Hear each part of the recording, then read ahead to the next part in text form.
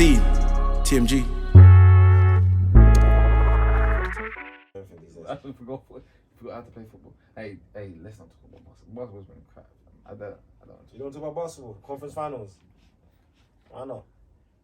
Let's do a quick segment because your boy's been getting his licks. So he'll come back. He'll be good. But let's talk about basketball, conference finals. I mean, I'm disappointed. I'm more disappointed because the conference final has been a wash. There's been really no close games like that. I mean, I see some stats. There was like average of like 12 minutes in the first round of clutch minutes. In the first round, only 12 minutes. 12 minutes per game. Oh, 12 minutes per game. Okay, that doesn't make sense because his last 5 minutes. So how can it be 12 minutes? Is it 12 minutes per game? It's only 5.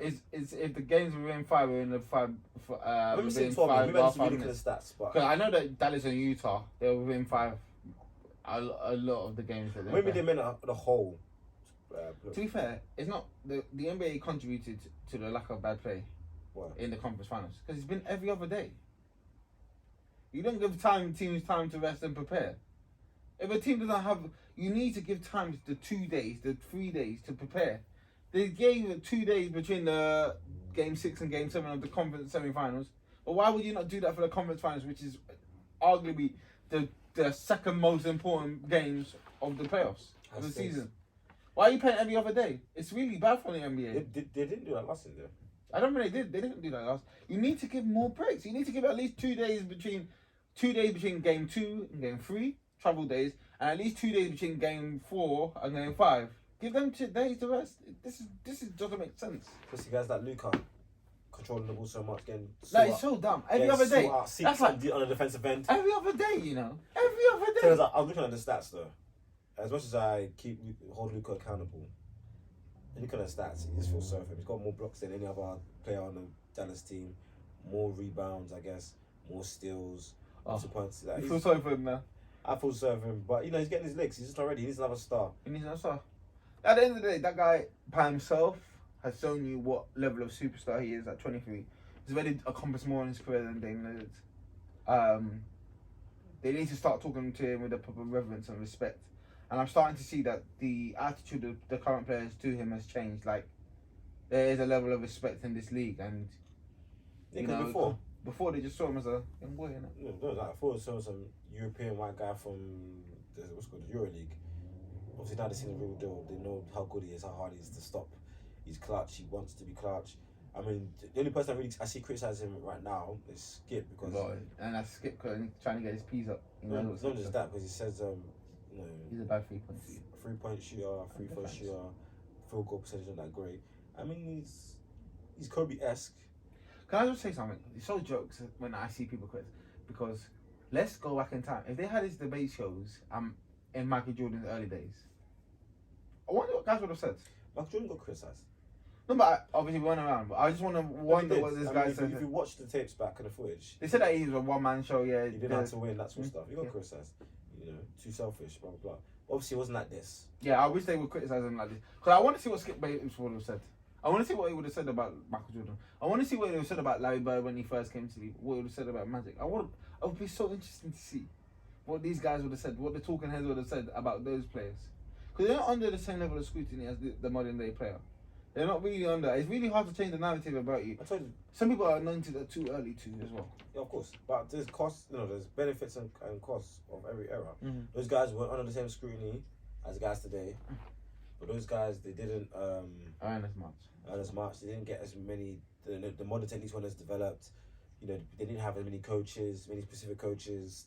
Like right now, there's even coaches that just help you to dribble with your offhand. Well, Jaylen Brown needs to learn that. Back then, it wasn't the time. Well, Jaylen Brown, this is his series. The worst dribbler I've ever seen. This is his series, bro. It's just terrible dribbler. Can shoot though. He shoot better than Tatum this series. Yeah, Tatum, Brown. It just tells you though that the basketball is really changing, because it used to be a star-driven league, but you actually need complementary stars to really, really help you. It's all about fit now. If you don't have a complementary star, you're in big trouble. I mean, Tatum and Brown. Brown is the complementary star to Tatum.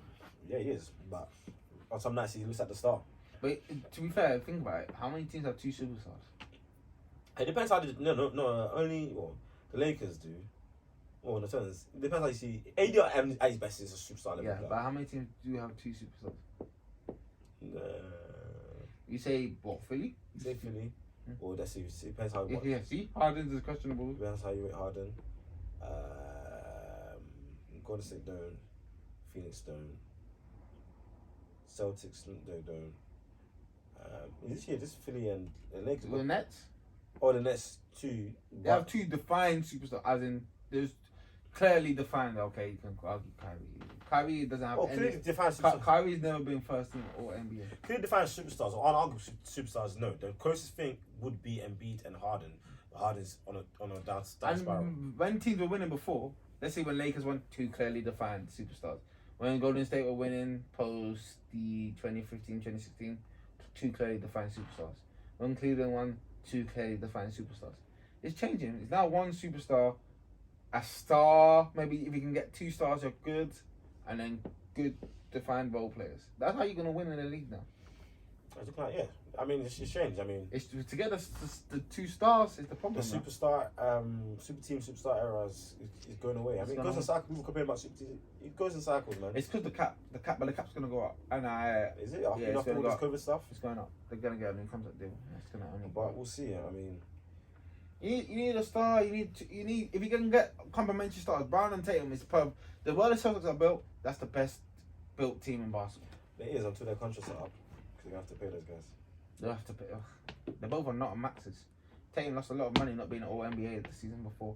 So because you got that, you got Smart one defensive player. Smart's contract's tied in. Yeah, but when's Tatum and Brown's contract out? They've like 4 or 5 years. They've got 4 or 5 years, well. Because Rob Williams, he's got a new contract, 4 years. Yeah, so it's a good. You say, Horford is the only one they'll have to replace. Grant Williams can fit into that team. They're perfectly built. They're built for success for a long time. So they can't. This is their run then. I mean, I was told guys, yeah, if Tatum and Brown develop, they're gonna be serious. They're just such a funny. It's so unreliable. It's so weird.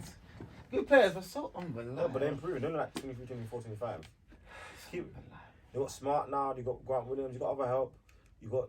I mean, they'll be. Do you know what? I actually see Celtics winning the championship. Yeah, they could. Yeah, because their defense is crazy. Yeah, it'd be weird though, because the Golden State is a tough matchup, because they don't play basketball just like pick and roll. They actually play fluid basketball. Yeah, run sets, fluid basketball. What I would say, I'm playing 2K no, but when you use Golden State, like for example, when I use most of my teams, I have to run plays and run pick and roll. Golden State, you can just bring the ball up. They're just doing. Guys just getting open off the bat. They run. The stuff they run. Them and the Celtics. That's how you know this team's a well coached. I can remember off the top of my head. Those are the two teams. You play with them. And the tactics they're doing, employing, the sets they're running is crazy. You just see screens being set, plays opens. You just throw them the ball open free. You throw it, someone's cut to the basket. It's just crazy stuff. That's how they play. They play within a. It's not player movement. It's not like a star centric. Okay, pick and roll. We're gonna play off this. Sometimes it works. Sometimes it don't. It's good. I'm just waiting to see. When the one superstar and. Holds the ball and defines the plays, works. The funny thing is, LeBron, I was great. His usage rate is not crazy. I don't know how he does it. I need to start watching some old clips of LeBron's full games just to see actually how long he actually has the ball in his hands. Because he doesn't run pick and roll. So, does he get others to create his shot? I don't know. It's not because he doesn't dominate as much as Harden. I don't understand how that is possible, because you'd think that LeBron would dominate. No, but he doesn't know as much as Harden and Westbrook back then.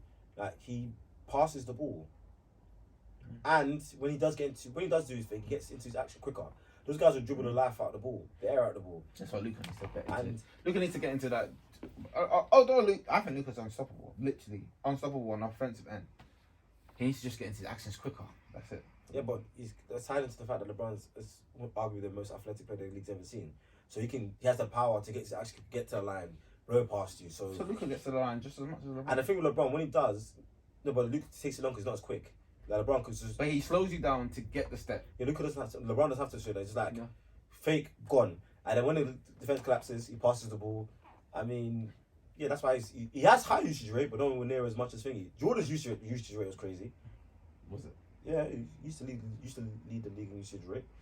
But that's just LeBron for you. I mean, it's crazy, but yeah. I hate all these players.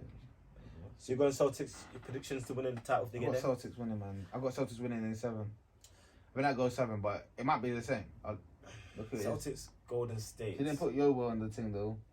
Yobo didn't get a shout out in the Snapchat, though. I don't know what you're talking about. Look, you know what I'm talking about. She was here. I got Celtics. Celtics are Golden State. It's tough. Clay, Wiggins is coming along, even though he's not shooting great from the free. Wiggins is going to get traded this summer, regardless. Too expensive. I'm going Celtics. Celtic pride, Celtic green. It's a new age. Finally an agreement on this pod, on the Celtics too. Anyway, seeing as we're closing the pod in agreement, which is a rare sight. Rarity. It's not scripted, by the way. Yeah, you think we're dummies. It's flipping scripted. I can't believe people think things are scripted. It's been a good week. Good growth. 2-man game. CMG. Stronger. But yeah, before we go, make sure you like and subscribe. Follow us on all socials. Instagram, Twitter. Make sure you listen to us audibly. Apple Podcasts, Spotify. With the TMG boys. When I came, it was light. When I left in the darkness.